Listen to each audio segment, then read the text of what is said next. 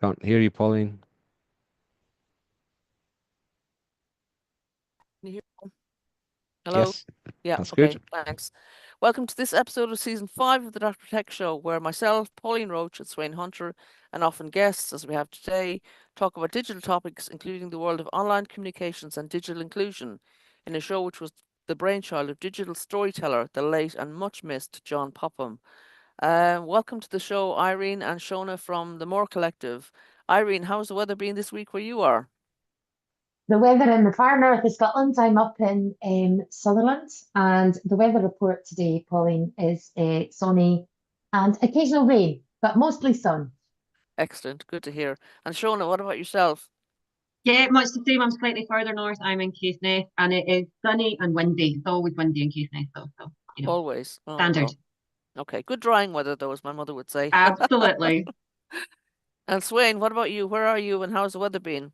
And not to go all more northerly than thou or anything like that, but in Orkney, which is even further north than Scotland, where it is also always windy, it's sunny and windy. And here in Birmingham, it is blue skies. I'm sorry to tell those of you who don't have blue skies, I've got the sun breaking through a gap in a tree next door, so it's very pleasant.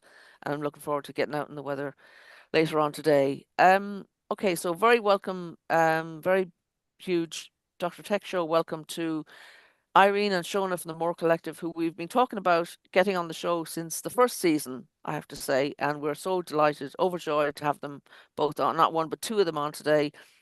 So welcome very much to the show, colleagues, and we look forward to talking at length with you after we get through the dates. So Sweyn, do you want to talk about what dates we picked up for today? Okay, so just a couple today. One is, since we're all from Scotland except Pauline this week, is Cyber Scotland Week, which invites individuals, organisations, and communities across Scotland to raise awareness of cybersecurity and to strengthen our collective cyber resilience. This year, the theme is "Can't Hack It," and and that this is aiming to highlight everyday actions that everyone can take to improve their cyber reliance. Cyber threats are a reality that affect us all. We've talked about it many times on this show, and as our world becomes more connected, understanding these cyber risks and knowing how to protect ourselves and our families and our businesses and our communities is really important. So that's Cyber Scotland Week. And secondly, slightly different topic. I have selected the event known as Rare Diseases Day, and and it's all about raising awareness and generating change for the 300 million people worldwide living with a rare disease. I think this is every rare disease that there is that this organization and this event covers. And this year's campaign shines a spotlight on the resilience and connection in fighting these diseases and researching into them. And it it gives lots of links and resources about how to face up to these problems that people have. And that's the dates.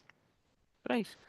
Thanks, Swain, for those. And for events, we haven't actually got any web pages for them today, but there are a few things in my diary that I'm going to just share with you. And the first thing is next week on the 4th of March, Lottie, the London Office of Technology and Innovation, is doing a webinar on the Lottie model. I think it's hoping to roll it out to other local authorities around the country, and I'm hoping that Birmingham will be one of those where people will tune in, because I think there's a lot to be learned from sharing the information that they've gathered and being able to process so far. And then just going into the following weeks, on the 12th of March, Wednesday, DataKind is doing a session on what is generative AI, because I think lots of us think we know what it is and we don't necessarily, so it's good to rehearse it again with people who know a bit more about it. DataKind is a charity that helps other charities make more of their data.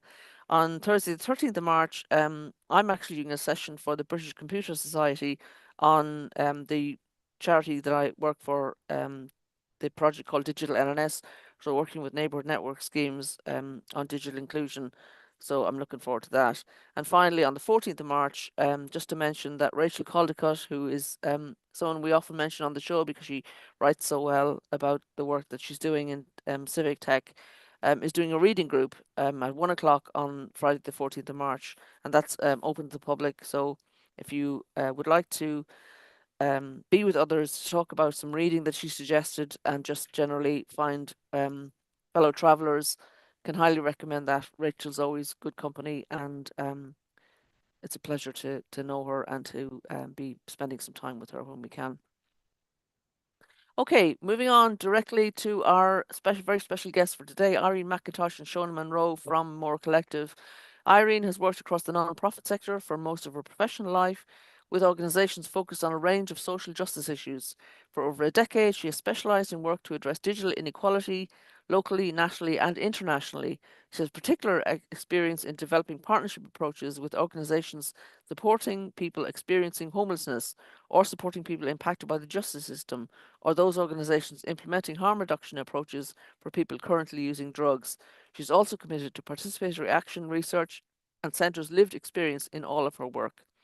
Shona has worked in digital participation for over a decade and has a particular focus on adult education and the training and support of individuals and organisations to build community capacity. Prior to this, Shona worked with local authorities in community learning and development departments, developing and delivering IT training to adults as well as arts and cultural activities for young people. She remains committed to developing work at scale with an increasing focus on technology-enabled care.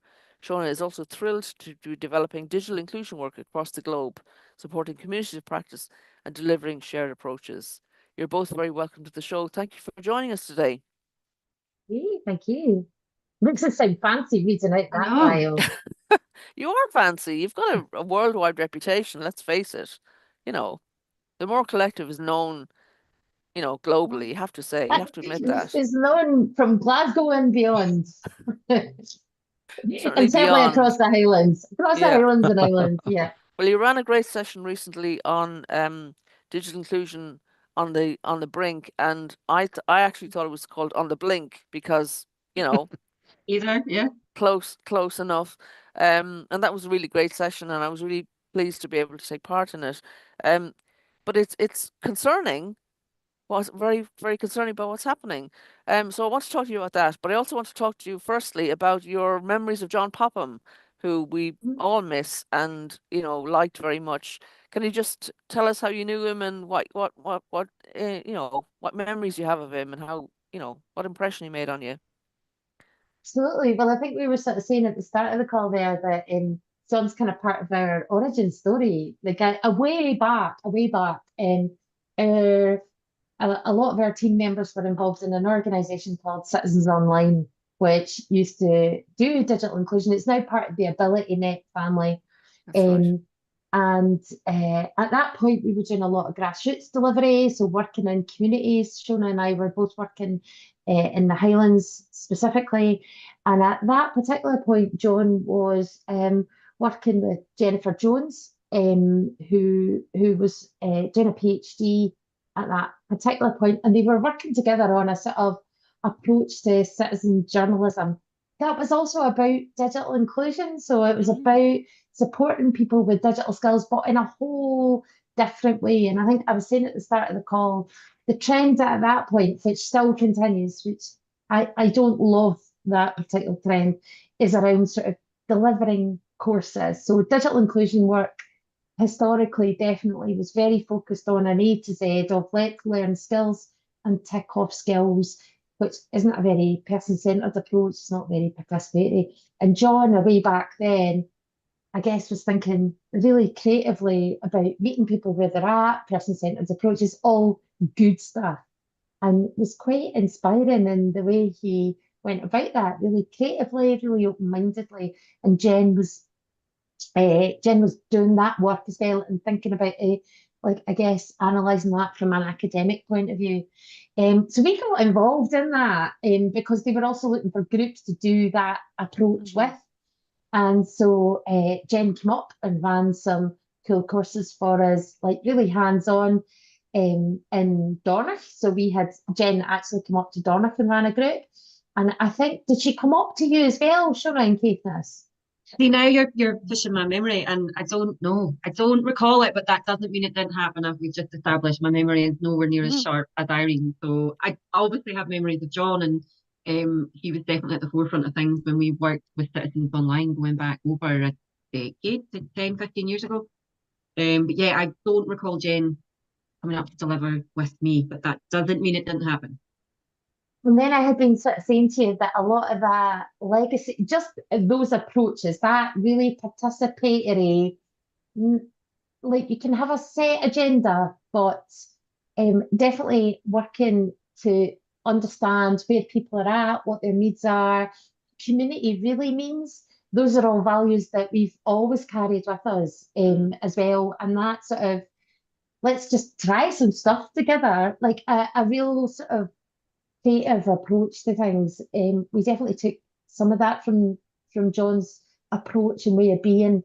And also, I would say as well that Jen's work was trying to look at a particular sort of approach of citizen journalism. And I had just been saying at the start of the call that we still draw on some of the resources that Jen and John created together even now, some of the basic principles of citizen journalism, what that can look like, and how that works. So we have a wee course that Dave, who's part of Mhor Collective, developed called Be the Media, which is so similar. And our starting point was literally, I was digging through all my sort of cloud like files and stuff like that, and somewhere I've got Jen and John's actual handouts and stuff like that. So I was pulling those out to share with Dave as his starting point as he evolved that work. So, I mean, that's like a good decade, easily a decade ago we did I'm sure that. part of 12 that years was ago. I'm sure part of that was in connection with the Commonwealth Games in Glasgow. It was. It Yeah, was. so You're right, that kind of Sweyn. dates it. And I think the thing that struck me about that initiative and John's general approach was the importance that he and Jen also put on being active and contributing and Yeah. creating content rather than being passive consumers of content. And I think that's something that, especially way back then, was perhaps less to the fore in digital inclusion work that was happening then. It was all about, getting access to banks and getting access to, recipes and photographs and all that sort of thing. But the idea of actually creating content and putting that out there, whether as a citizen journalist or however, a lot of the work, the other work that he did in possibly even before that was kind of pioneering work on live streaming events for the public sector, especially. Yeah. And and I think that focus on it was activism. That's what it was. In various ways, and being active and making your voice heard was really important for all of that. All of that work that all of you people then were doing and still are. We've had Jennifer on the show in a previous season, and she talked about having there was a what do you call one of those metal crate things, metal like play boxes like Emma Behrman uses in Leeds, where they just got people, or a caravan of some sort, where they just got people in to tell their stories, and like it's so liberating for people to feel that what their lives matter. He made people feel that their lives and their story and their voices mattered. And it reminds me actually of a guy I knew called Liam Greenslade, who worked at the University of Liverpool, who started doing research on he was researching something about Irish language or Irish stories and whatever, and he quickly realized that actually recording people's own stories in their own voice was so liberating, so empowering for people that it took over, and he started studying that more, the actual stories of content. But yeah, it's great to hear memories of John, because as we say, his work lives on, and you've kind of proven that, and by saying what you've said already this morning, this afternoon, yeah, it's just such a shame that he's gone, because he would have been so engrossed, I think, in what's going on at the moment. So what is going on at the moment with you guys? What's happening? If you can say more about what the recent is happening with digital inclusion in Scotland, because it sounded very concerning to me when you talked about it in the webinar. Yeah, I think across the landscape of digital inclusion, we've noticed certainly projects that we've worked with and organisations that we've worked with for decades now are starting to lose team members through digital inclusion. It's not there's no money there to support them anymore, or there's been organisations that have folded entirely because the funding's not there for digital inclusion. So it is a big concern. We're obviously a single issue organisation which focuses solely on digital inclusion, and it is becoming harder and harder to sustain that, to fund that, to support it, to have that capacity across Scotland. And there doesn't appear to be a plan, I guess, in our opinion of what the next few years look like with regards to digital inclusion across the Scottish landscape. There's not a clear pathway of how that's going to bring people along and bring everyone along with an ever increasing pace of all digital and how that gets supported. Yeah. And it seems And I very think that's what I was counterintuitive going to, then. yeah, it's really counterintuitive, Pauline, when you see the scale of growth of digital services, especially those within sort of health and social care, within sort of welfare systems of support. So people sort of at the sharpest end that most in need of public services, as those services go online, they're going to be less or increasingly are more and more and more online, increasingly less likely to be able to access those services. So digital is absolutely when you're sitting in meetings, digital continues to be everyone's priority. Everybody's going, oh, we need to develop our digital offering, we need to develop our digital service. Well, digital inclusion is no one's responsibility. So we see this commitment to developing digital services for streamlining, for efficiency. Sometimes even there'll be an articulation of person-centered care or whatever that is. Actually, digital inclusion sits with no one. It's no one's responsibility. Everybody's kind of hoping somebody else is doing it. And what we find is that across the third sector, everybody is doing their level best to support people at point of need, to develop digital skills and digital understanding support. And that's getting more and more complicated. But it's hard to do it all the time and without that sort of structured approach. So it's kind of tricky, definitely, in terms of that sort of strategic overview within Scotland, because we were dead lucky in that during the pandemic, the Scottish Government had a very rapid response through Connecting Scotland. We were part of the delivery team for Connecting Scotland, and Mhor Collective trained thousands of digital champions across Scotland to help them walk alongside others and develop digital understanding at point of need.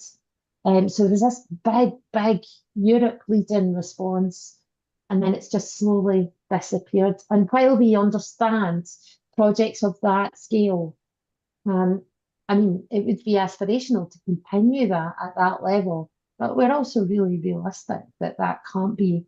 But what really concerns us, I guess, is that continued commitment or continued focus on developing digital systems without the investment or consideration of inclusion in a meaningful way. That project Connecting Scotland was fantastic, and my hope at the time was that that might be picked up by government and really retained as a central way of doing stuff, or by somebody like the Digital Office for Local Government or some body like that to actually focus it. Because over the years, my impression of how digital inclusion has been funded and focused on, it's quite often been on the back of some big hardware or some other big funded thing, like the introduction of broadband initially in 2004 onwards, Yeah. or more recently the retiring of analog telephone lines. There's been a lot of effort gone into making sure everybody understands about that and various devices work with that. And there's been roadshows. We've even had the BT roadshow at the Orkney Library to hold sessions for that. And it always seems to me that every time there's a bit of funding, it's for something very, very specific.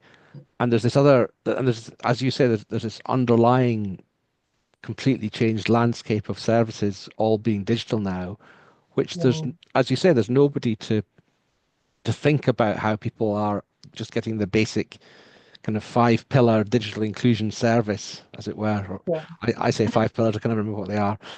I think One of them is cybersecurity, though. Being safe. I guess the reasons why and how people become digitally excluded are so complex that Yeah. it can't be that one Mm. sort of fits all approach. So, and it can't be for specific reasons. It doesn't tackle the underlying complexity of why Yeah. they're digitally excluded as well. There's so many Yeah. layers to why that happens and how that happens, and obviously so many different approaches to how you help resolve it. And it's not best done by, like you say, a one focused. This is the only people that are digitally excluded, or because they're going to be Yeah. digitally excluded because of the analog switch off. There's such a wide network out there and a wide reasons as to how they or why they're digitally excluded. And I think one of the challenges as well about the examples that you gave there, Sweyn, is they're all someone else's agenda. So like that's what's really hard, is they're all examples of investment that has come because somebody else needs you to engage with digital. Yeah. It's not coming from you. It's of no concern of Yeah. the multiple social inequalities that you face. They're Yeah. not, it's not coming at it from a social justice perspective. Our work is absolutely rooted in intersecting inequalities and social justice and all of that. Those examples are about it's kind of about capitalism. It's about systems being done to people, contributing to making life harder for them. It's not starting. Yeah. What is it you need? What's meaningful in your Yeah. life? It's let's do this system to you. Oh God, we better throw money at that to I get think that people was to one of the use things that our system. that was one of the things that Citizens Online did Yeah. really well. Yeah. I mean, it was funded by, I think, to a large extent, BT and by all the capitalist forces that there are, but somehow it managed to kind of create a model that was much more focused on individuals and focused on Yeah. people's needs rather than Yeah. those other things that you've just said.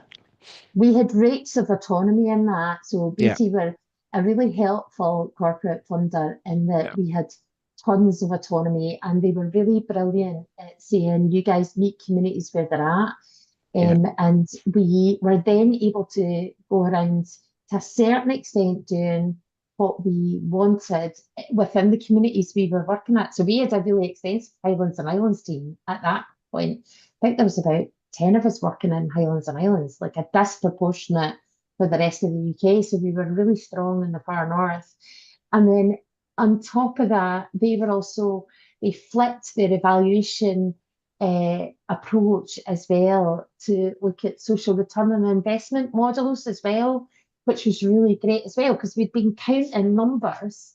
Yeah. You know yourself how many folk live in Sutherland. If you're focused in on counting numbers, like, you know, it's not many people, but the difference that work can make if you take a community first approach and then try and understand that from an evaluation perspective, it's great. So BT definitely were also a really positive funding partner. And not least because as well, Sweyn, a funny thing that happened as well is because I remember Jane, who was working with the project at one time, had to go and digitally include Sky as part of the work. But at that particular point, the majority of communities in Skye had zero broadband. So she was having to go and do digital inclusion without the internet. So Yeah. and BT kind of loved that. Like they Yeah. loved that insight, that understanding of Yeah. what grassroots really is. So I Yeah. think if you can work with funders and partners who you can almost undo their agenda a little bit with them. We're doing a piece of work with a bank just now. And one thing that's been really lovely in terms of working with them actually is them almost undoing their own agenda, undoing their focus on customers and allowing us to talk about people first, not customers first, and to talk about social inequality and not be thinking, can we get this person to a transaction?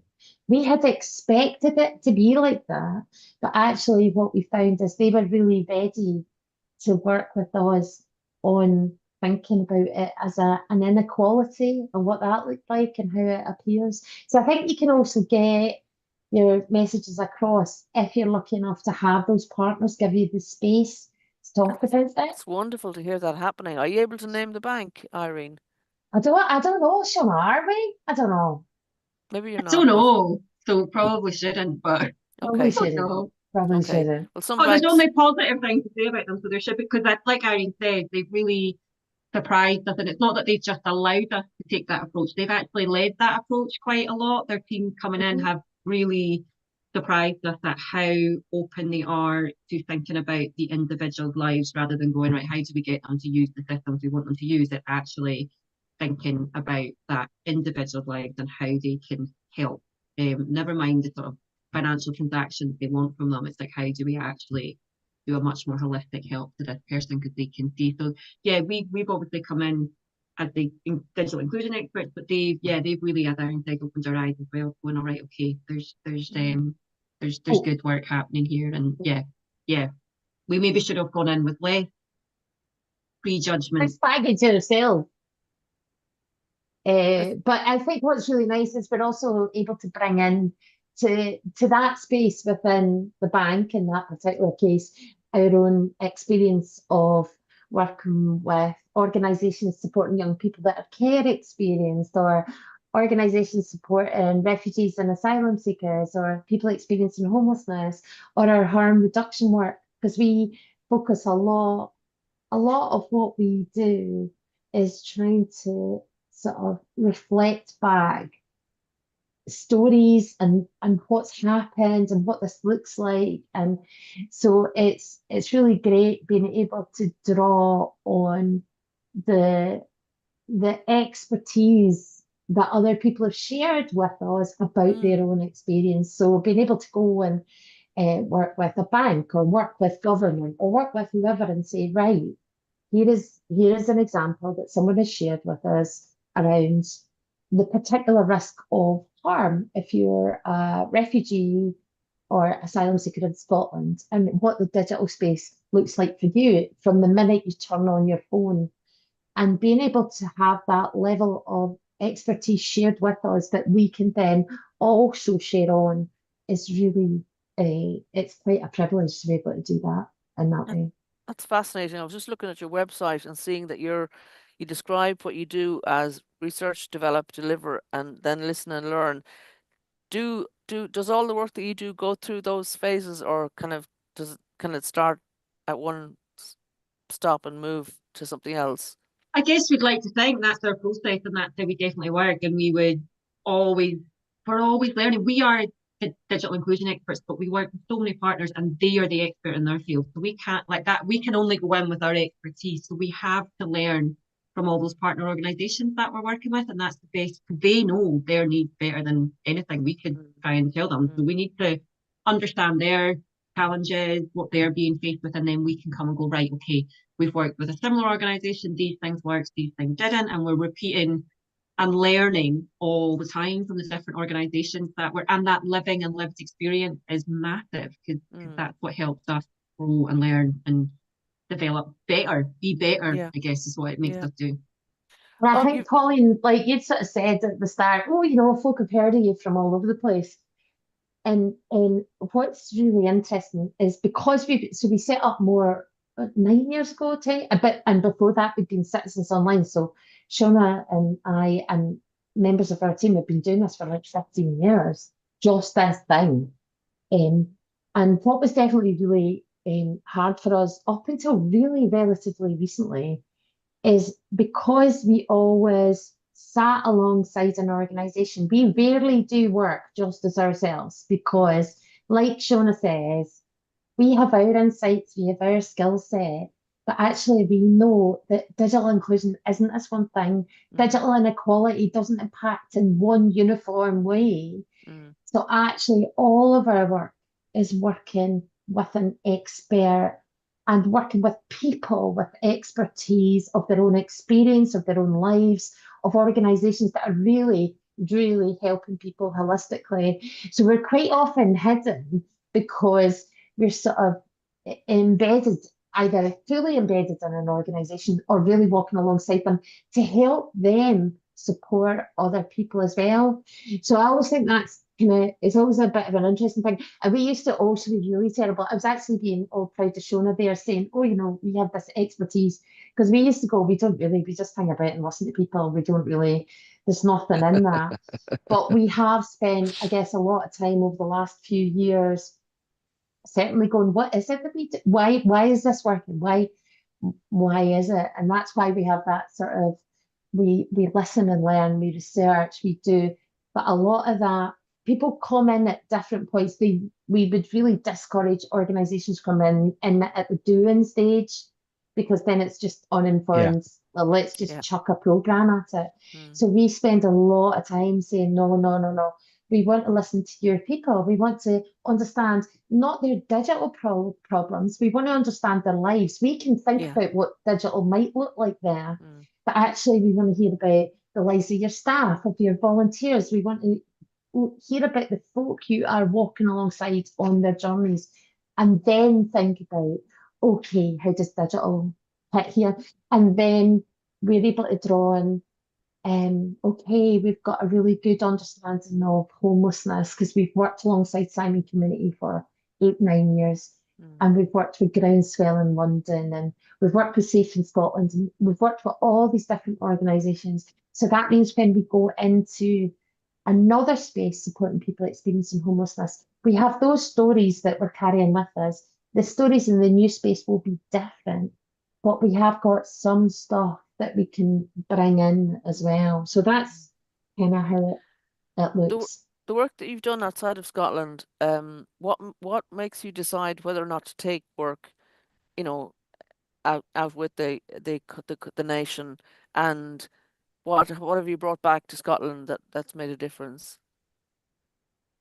I guess deciding what work to take, it can be tricky, but usually it comes down to that organisation, and you just know immediately whether you want to work with folk or not. And thankfully, we've always been really lucky in that people have approached us, or they've been recommended us by other partners we've worked with. So the sort of the ethos and the ethics of that organisation sit really nicely with what we want to do as well. So quite quickly, if you want to work with that organisation upon that immediate discussion. And everyone we've worked with out with Scotland, particularly Canada, I guess, we work in Nova Scotia, and that came via Connecting Scotland. They were a new organisation starting up, and they were looking around to go, where is best practice? And it was the Connecting Scotland programme that they caught their eye. And then they came to us via a CBO to do a digital champions model. And we were going, well, that's like Canada, what's the landscape? But actually, as soon as we started talking to them, you quickly realised that obviously digital inclusion is the same. It's people, it's situations. So there's a lot of similarities that we were able to pull on and offer. And we still work alongside Nova Scotia to this day. So that's 3-4 years in now. But they came to us again because they were looking at best practice, and Connecting Scotland was the model that they, in their eyes, saw as best practice and what was working. And they have scaled up at quite a pace now, and they are an amazing organisation based in Nova Scotia. And from the learning, I guess what we've learned is that they have scaled up at pace. They're looking at giving out devices, as that's just part of the package. It's not just the digital champion model. They're giving devices, MiFi. So we're learning lots from them, as well as us. We're, I guess, a decade ahead of where they were. But we're still learning because they're growing as well. So it's watching them grow that's really nice, and bringing that back. I guess it's interesting as well seeing those shared agendas. So unsurprisingly, Canada, similar to Scotland, is moving forward with a digital health agenda. So there's a shared learning of going, okay, so digital health is a thing. And what happens to people that don't have digital skills, digital understanding, digital access, opportunity? Like, what do we just accept that their mental health deteriorates, their physical health deteriorates? Is that what we're accepting? So I think there's also that. And then the other thing about how do we decide, Gary, this guy that we work with at National Leadership Network, asked us a question a wee while ago. I think he was doing some sort of report for his organisation. They do incredible stuff supporting young people that are care experienced into leadership. It's a brilliant organisation. And he'd sent us an email saying, oh, Irene and Shona, I'm just trying to work out, what does relational approach mean to you? And do you think National Leadership Network is relational in its approach? It was one of those questions that a funder may ask you. Actually, I think a consultant, a young person, had asked him to explore that. And I spent quite a lot of time thinking about it. And actually, that is an essential part of how we work with partners and explore new organisations to work with, is, are they trying to change the world for the better? Do they care about that? Do they really care about people? And can they talk about that without feeling that it's a sort of hippie, abstract thing? Like, are they meaningful? Are they intentional? Or are they trying to go for a systems first thing? Because that systems first approach is something that we don't feel comfortable working in that space. Oh, interesting. Yeah. So if somebody is only going at it from their own agenda and aren't open to relationships and thinking about people, then that and Gary sort of gave us a wee bit of space to think about that, which was really nice, because I was going, actually, that's really core to what we do. Could you imagine yourself sitting up till 4 a.m. trying to change the world with these people? And do you think that you would all try? You maybe don't achieve that, but are you willing to all sort of try and do that kind of thing together? And it's amazing. We've been so lucky to work with so many incredible organisations, public sector colleagues, all over the place. People just wanting to do better and make the world a wee bit better if they can. So it's a kind of, that's also an important part in who do we work with. Are they relational? Have you been approached by the British Computer Society Digital Divide Group, by the way? I'm just thinking that, a lot of the work that you're talking about would seem to chime with the work that Freddie Queck, who leads that group, is trying to do. So, are you happy for me to Yes, kind of please put you in do. touch? Because I think Always. Send Freddie our way. Yeah, Freddie's good at making the connections as well and keeping up the network. He has his hashtag is joining the dots, and it's all about the different elements of digital inclusion, devices, data, skills, research, tech support, everything, building trust and confidence. So how do you, looking back, are there things you wish you'd done differently? Are there opportunities you wish you'd explored? If you had the time back again, what are the things you do that would be different now?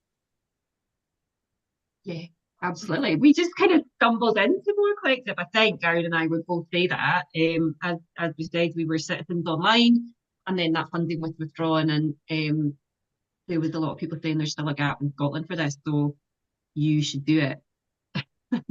We went, no, we really shouldn't. That's not for us, running a company, it's not. But we did, and then here we are 9 years later, still going and still growing. We've got sort of at the moment the biggest team we've had to date, currently working with us across Scotland. So, but yeah, every day there's something you do differently.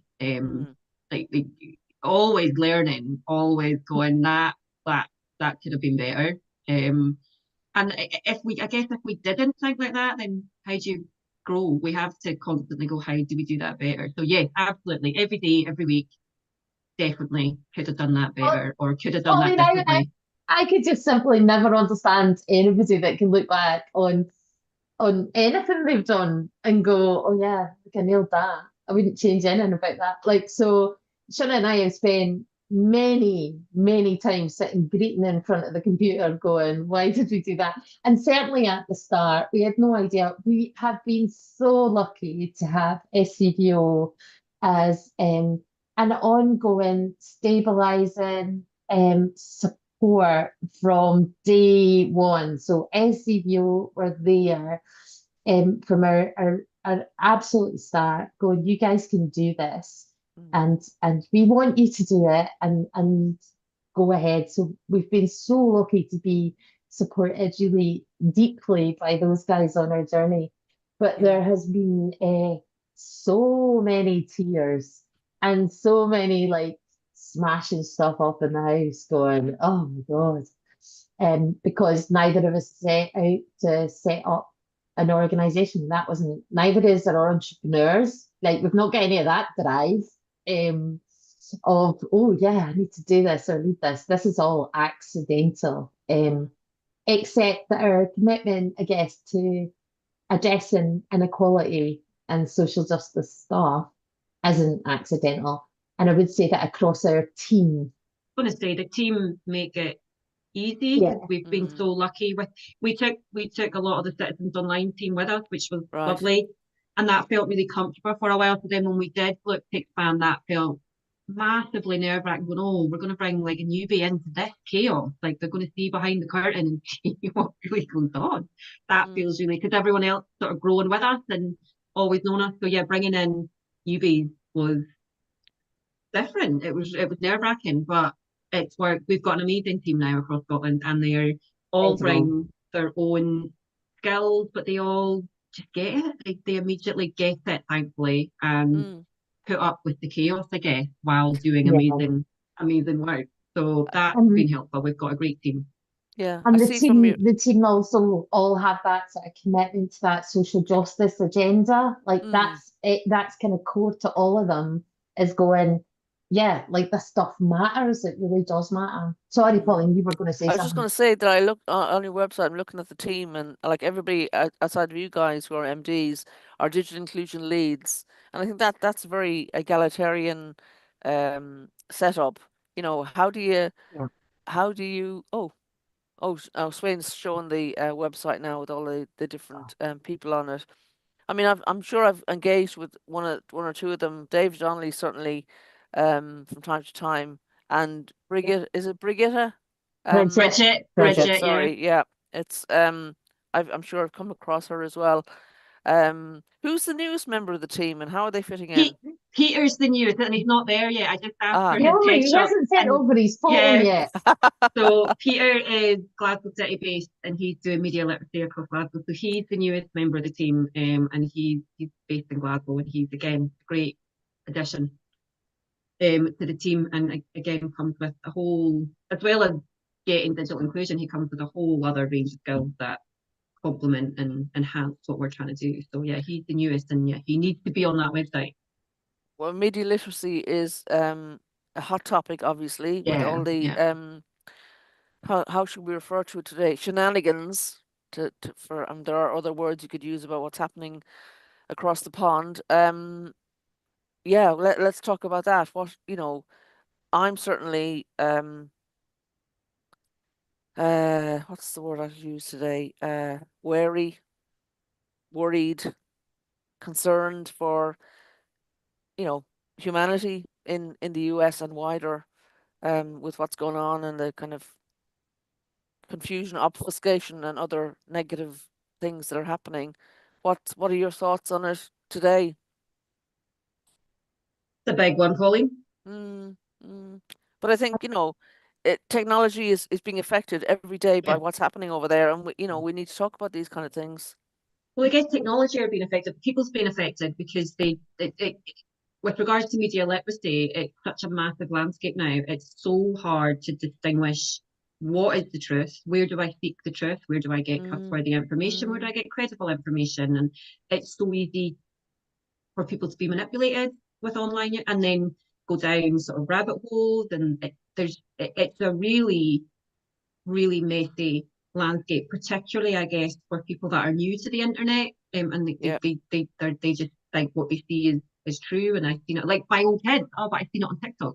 Yeah. So it's like, how do we? I don't know how we fully counteract that, but I guess education from young ages and understanding what is a credible source and why it's a credible source and where that comes from, and that going back to be the media, understanding how you can present a story and what that means, who your audience is, who's going to pick that up, and understanding what anyone can do that now. It's not your standard kind of news at 6 o'clock. It can news is spread across various platforms very quickly, and anyone can produce content. So how do we align ourselves with the credible and trustworthy sources? And we've always been kind of really aware that media or the need. So media literacy doesn't sit separate for us to digital inclusion. It's all part of the same thing. If you give an individual, and you're doing it, if you're really thinking about person-centered approaches, if you give an individual with no digital skills a phone, depending on the context of their lives, they're exposed to different types of risks, different types of harms. We've seen that with the refugees and asylum seekers we've supported. We've done a lot of work recently around violence against women and girls. If you give a woman who has been really digitally excluded her whole life, if you give her a phone and she's fleeing domestic abuse or violence, then that phone, her need for media literacy, for understanding really the wider media landscape and the context of that, it impacts and presents a risk to life for some people. So I guess we've never seen media literacy as a separate thing. We've seen it intrinsic to what we do intrinsically, but it's like trying to understand the particular harms that are related to individuals at that sort of starting point and what that can look like. But we've got some reports that we've done around violence against women and girls and incel culture and online misogyny, which we're just writing up at the moment. So we're doing a lot of work in those particular spaces as well that we can share with you after to share out beyond that as well. That'd be great. Yeah, you mentioned digital champions before, and I wanted to ask you about that. And there was something else I wanted to ask you as well. Digital champions, anyway, have they, when did you start with them? What's the current state of affairs with digital champions across, your work? Well, for us, it's just embedded in our model. Like we said before, we always work with partner organisations. So we're, for example, in a health situation, which is becoming more and more, no one's going to trust us with their health. They don't know us. They don't know. I'm not a medical expert. So if you want someone to use a health tool that's maybe going to support the self-management of their condition, that has to come from the practitioner. So that practitioner and primary carer has to become the digital champion. In a way, they have to find the time to sit with that person because they're the trusted intermediary. They're going to be the person that goes, all right, okay, so my nurse said this app's trustworthy, so it must be, and they're going to show me. Because health really, really important. It's really personal. And you need to be ensuring that you trust the person that particularly if you're new to the internet, or even if you're not new to the internet or just new to that health system or the health app, has to be that primary care. And that goes beyond health, obviously, as well, for no matter what you're dealing with. It has to be that trusted relationship. People are fearful of the internet if they've never been online. It's a whole new world. So we tend to embed ourselves in the organisation, support the staff or volunteers and that team members that are then sort of supporting and walking alongside the people that they want to support. That, for us, is best practice model because we don't know the individual needs and challenges of that sort of end person, but the partnership, they do. They know the problems, the complexity, what that person's dealing with every day, and then we can build up their confidence because quite often they'll have the skill. They'll say, "Oh, I don't want to do that," but you are using it, and it's not. You don't have to fix everything for them. It's just chipping away. Everyone has to do their bit, whether that's within health, housing, education. This is not just a one person going to fix this problem. We all need to be doing our little bit across all sectors. And as we touched on before, that's sometimes why it's problematic because every sector says that's someone else's problem. Yeah. When actually it's every single person's problem to chip away at it and support where they can. Yeah. And we have got a lot bobbier about that as well. So we're much more forthright than we might have been historically about going, what are you doing though? So we ask that question all the time. Whoever you are as an individual on a call with us or in a meeting with us, what are you doing though? Signposting is not doing. Signposting to someone else's service is not enough. Are you creating a space with open Wi-Fi? If not, why not? Are you supporting people? Are you maybe signed up to Good Things Foundation and acting as a data bank? Are you doing that?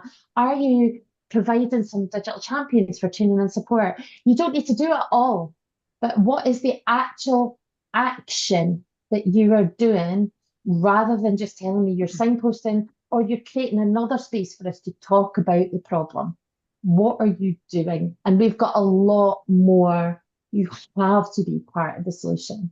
If you've identified there's a problem there, and that problem is that not everybody's doing digital, then what are you doing to do that? So we've got a lot more forthright about asking that question constantly. What are you doing? And encouraging those staff members and volunteers that feel frustrated and fearful for the people they're supporting to also ask that question wherever they go. What are you doing social work? What are you doing NHS? What are you doing? And just keep asking, from everybody asking within their tiny sphere of influence. If we all keep saying, what are you doing though?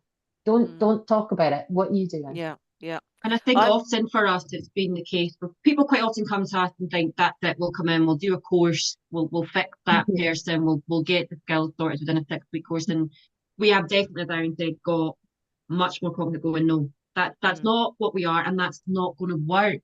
So we could take your money, we could do the 6-week course, but it's not going to work. It's not going to change the system.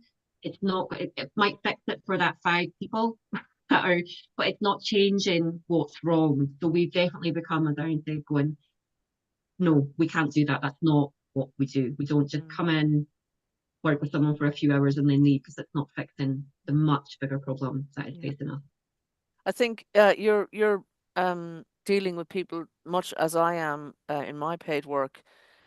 People who kind of have a low level of digital skills possibly, and who you can't assume the same things about them as you would of this group of people are here on the call today. And so it's finding ways to meet them where they are and kind of open doors for them. And I even social workers and social work students and so on, they can be frightened of the word digital, and Absolutely. it's up to you overcome. And I've started saying to them now, have you helped anybody get online recently? Have you helped somebody buy something off Amazon? Have you helped them get the NHS app? And that's a whole other story. And if they say yes, I said, well, you're a digital In champion. England. In England, yeah. So yeah, is the app not working in being used in Scotland, Sweyn? The new, what looks like coming in Scotland is the digital front door. Yeah. It's likely to Okay. come within by the end of the year. Okay, Is what they're But it's a different thing aiming anyway. for. Yeah. right. Okay. So yeah, I think it's and I'm sure as you do as well, you're very charming people. I rely on my charm a lot of the time just to kind of get people over the line and get them to want to be part on the inside of the tent, not on the outside. I think in that That's job definitely. role capacity though, when you say it's a social worker, that it's like they've got the skills, they've got the ability to do it, they've got the relationship, but it's almost like their leadership team need to go, no, it's okay for you to have time and spend, because they're really fearful of passing on bad skills or the wrong skills. Yeah. So they need Yeah. someone to go, it's okay for you to support Yep. that person with digital. And that needs to come from the leadership team going, this is actually part of your job. It's not your job. You're not going to fix it all, but it's Yeah. absolutely okay for you to talk about digital to this person and show them what that app does, if that's what they're asking Yeah. for, or if that's what they need. Because quite often they go, oh, what if I get in trouble? What if I do the wrong thing? What if I make this bad for this person? That's where usually the fear comes from. Yeah. Not Yeah. that they don't want to help the person, it's just they don't want to get it wrong. And the tech world hasn't done any favors to non-tech people and made them feel fearful and made them feel like they don't really understand what might be happening. And the kind of so-called non-tech people, often ask great questions about why are things that way? Why can't you do things the way that would suit me better? Why does everybody have to be online? And they're asking questions that the answers are capitalism. The answer is capitalism. The answer is trying to save money. The answer is it's cheaper for us to do it this way. We don't really care about the fact that you'd rather speak to a person face to face. But they don't want to admit that. Yeah. The thing I remembered I wanted to ask you about was libraries. Have you done much work with libraries? We're really keen on libraries in this show. We think they're brilliant. They support digital inclusion in all sorts of ways. What's your experience of libraries? Libraries are brilliant. Obviously, they do everything, and I think, but that's probably problematic for libraries now, because the expectation on them is so huge, from starting with babies right through to the older generation. So they get asked to do a lot, libraries, and quite often they're not actually funded to do digital inclusion. But the expectation is, oh, go to your local library, they'll help you. And great, they do. Like the staff in the libraries are brilliant, but they're not getting funded to do it. That's not No. part of. I would say that's the classic example of the signposting that I go, oh no, no, no, no. Have you spoken to that library? Do they have funding for this work? Do they have a member of staff? Yeah. Do they have, rather than just this one size fits all? But also a lot of the people that our work supports most directly are people who wouldn't use a No. library space for a lot of complicated reasons. Okay. So a Yeah. library is brilliant for some folk, but for a lot of the people we're supporting, it's not the right space for them at that moment in time. So, Yeah. but it's Yeah. solidarity with the libraries from us going, Mm. what, like, are you investing in them and what are you doing to make this happen? So I I think we have a real sense of solidarity with the libraries. think libraries is an example of a sector that has kind of taken the approach that you're describing there, in that even if they're not funded to do it, because they have this general open access, egalitarian outlook on the services that they provide, they've tried to incorporate within their standard service some elements of what 10 or 15 years ago would have been an unthinkable level of digital support. And I think it's I actually unsuccessfully applied for a part-time library assistant post a couple of years ago, and I was struck by how the job description was cast in terms of helping library users with digital stuff. Now, I know that our local library service has had the training, and they do have some resources in that line, and they've had some funding in the past, but they've kind of just taken it on as part of what they do. And I think that the libraries are only one example of that. Another example, another sector, if you like, that I know has done that is occupational therapy. Yeah. Who 20 years ago would have been putting up handles and giving you long telephone cables and just little hacks and important approaches to kind of making the most of your life. But there again, we're quite quick to start to see a whole range of digital stuff that could help people in the same way as their kind of more mechanical or analog stuff. And I think it's kind of hard to put your finger on, I think, sometimes, to actually see it, because the most successful examples you don't really notice. They've kind of done it. But those are the things I always think, that those are the approaches, and it's definitely the approach that Connecting Scotland and other good programs have taken is getting in there with people who are providing a service that is a lot more than digital support, and just enabling those people to see digital aspects of what they do as being normal. Yeah. Absolutely. Yeah, definitely. Guys, we're going to be finishing the show shortly, but I wanted to ask you in the last minute, if you were in charge of the public purse or the private purse, whatever purses that you want to shake a few shekels out of, what would you like to be funded to do in the next 12 months? Not even so much what we'd like to be funded, but it's just embed digital inclusion across your services. Get all your departments to think about it. So it's not about More Collective getting funded, it's about funding digital inclusion. More Collective or not, it needs to be thought about on how are we going to support everybody going forward, because I see that happening at the moment. I don't see it embedded across the sectors. So yeah, not much about More Collective. That would be lovely if we got funding too, but just fund digital inclusion, or show that it's being thought about and embedded across all services. Yeah, and for me, it's definitely similar. The prioritisation of work to minimise the impact of digital inequality, absolutely across policy, but with action plans for implementation. So not just empty statements around, oh yeah, digital inclusion is important, but across policy and strategy across the public sector, and with the organisations in the third sector being appropriately resourced and supported to do meaningful work. So that's what I would do with the public purse. Okay, well, I hope the powers that be are listening to us. I'm sure they are. We have a niche audience, but we never know who's listening. And on that note, if you want to be a guest on the show, we'd love to have you. Thank you very much, Irene and Shona, for joining us. If people want to contact you after the show, where's the best place to find you? Our website, which I think Sweyn has put up, and that should have all our details on there as well. So yeah, Great. through the website. Thanks very much And we're for just joining us. Irene or Shona at mhorcollective.com. Great. So Lovely. More with an H. More with an H. Yeah. Thanks for joining us today. Hope to keep in touch and see you Lovely again to in the see you. future. Thanks. Have a great week. Have a great week, everybody. Bye. bye.